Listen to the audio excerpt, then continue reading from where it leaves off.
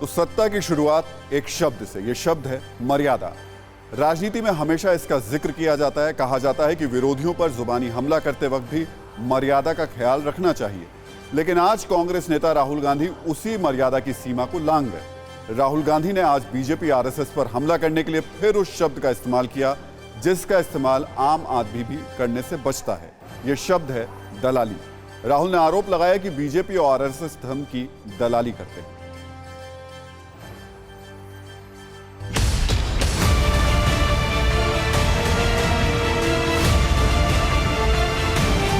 अखिल भारतीय महिला कांग्रेस के कार्यक्रम में पहुंचे राहुल गांधी के निशाने पर बीजेपी और आरएसएस रहे। राहुल ने महात्मा गांधी के जरिए हिंदुत्व को समझने और समझाने की कोशिश की।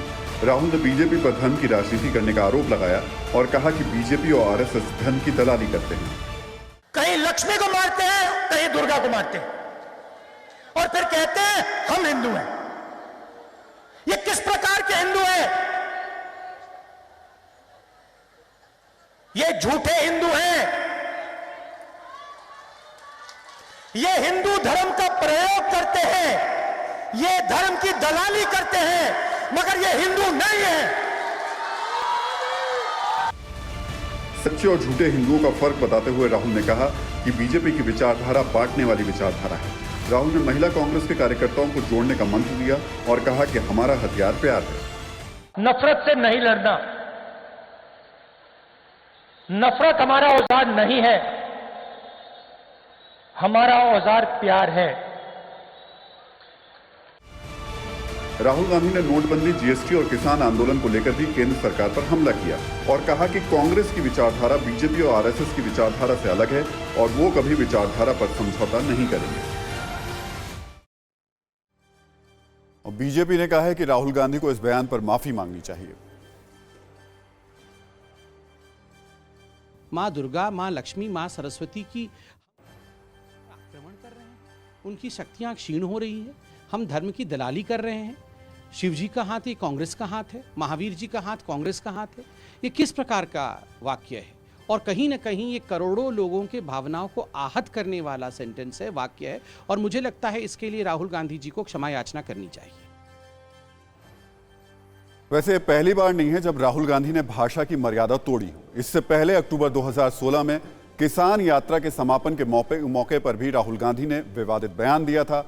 तब राहुल गांधी ने केंद्र सरकार पर जवानों के खून की दलाली का आरोप लगाया था।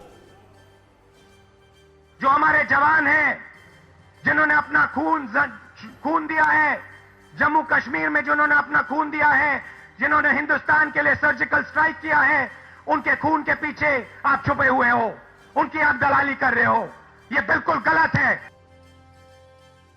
राजनीति में हर बयान का मतलब होता है, हर बयान का फायदा और नुकसान होता है। राहुल ने जो बयान आज दिया है उससे उन्हें कितना फायदा और कितना नुकसान होगा ये बाद में पता चलेगा। लेकिन अक्टूबर 2016 में उन्होंने खून की दलाली वाला जो बयान दिया था, जानकारों के मुताबिक उसका कांग्रेस को नुकसान हुआ था।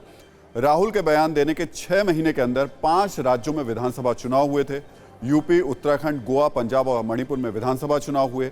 पंजाब छोड़कर बाकी 4 राज्यों में कांग्रेस की हार हुई। बीजेपी ने इसी बयान को मुद्दा बनाकर जगह जगह राहुल गांधी और कांग्रेस को घेरा था। वैसे दलाली जैसे राहुल गांधी का अब एक प्रिय शब्द हो गया है। कई अहम मामलों में राहुल गांधी विरोधियों पर निशाना साधने के लिए इस शब्द का इस्तेमाल कर चुके हैं। 15 सितंबर 2021 यानी आज राहुल गांधी ने बीजेपी और आरएसएस पर धर्म की दलाली करने का आरोप लगाया। इससे पहले नवंबर 2018 में राहुल गांधी ने राफेल खरीद समझौते को लेकर दलाली का आरोप लगाया। वहीं अक्टूबर 2016 में राहुल गांधी ने सरकार पर जवानों की खून की दलाली करने का आरोप लगाया था। राहुल बार बार ये कहते हैं कि उनकी विचारधारा प्यार वाली विचारधारा है। वो नफरत से नहीं, प्यार से लोगों का दिल जीतना चाहते हैं। लेकिन सवाल यह है कि आखिर वो प्यार वाली विचारधारा विरोधियों पर राजनीतिक हमले के वक्त क्यों नहीं दिखाई देती? पिछले कुछ दिनों में बीजेपी और आरएसएस को लेकर राहुल गांधी ने तल्ख शब्दों का इस्तेमाल किया है।